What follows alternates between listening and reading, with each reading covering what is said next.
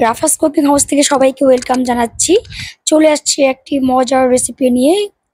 চট্টগ্রামের ঐতিহ্যবাহী কালাভুনা। আর এই রেসিপিটা আমার মনে হয় সবচেয়ে সহজ এবং মজাদার। খুবই সহজে প্যাকেট মশলা দিয়ে আমি এখন কালাভুনাটা রান্না করে নিব। আর আমি এক এক করে সব কিছু দিয়ে দিচ্ছি। প্রথমে আমি ধুয়ে পরিষ্কার করে একটু বড় সাইজ করে 2 কেজি গরুর মাংস নিয়ে নিয়েছি।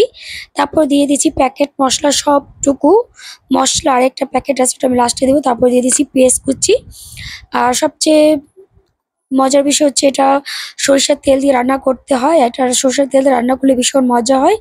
এতে আমি সবকিছুকে দিয়ে ভালোভাবে একটু মাখিয়ে ম্যারিনেট করে রেখে দিব সারা রাত। সারা রাতের জন্য রেখলে মাংসটা অনেক জুসি হয়। তো আমি পরের দিন সকালে রান্নাটা বসিয়ে দিয়েছি। ওয়াও, মাশাআল্লাহ, দেখতে পাচ্ছেন কতটা লোভনীয় হয়েছে। এখন যে ভিতরে আরেকটা প্যাকেট ছিল ওইটা আমি দিয়ে দিয়েছি। আর কিউব করে কিছুটা পেঁয়াজ কুচি দিয়ে দিলাম।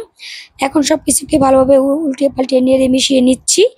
আর এই পর্যায়ে একটু ঢেকে দিয়ে কিছুক্ষণ রান্না করে নিব। তারপর এখন একটা বাগার দিয়ে নিব।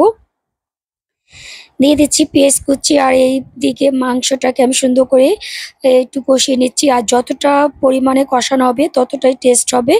আর এদিকে আমি একটু বাগারের জন্য পেঁয়াজ কুচি, তারপরে শুকনো মরিচ, আদা কুচি আর রসুনটা দিয়ে সুন্দর করে ভাজা ভাজা করে তারপরে সেই মাংসটাকে কষানো মাংসটাকে এটার উপরে দিয়ে এই তো এখন দিয়ে দিচ্ছি। দিয়ে আমি চুলাটা অফ করে 10 মিনিটের মতো ঢেকে রেখে দিব।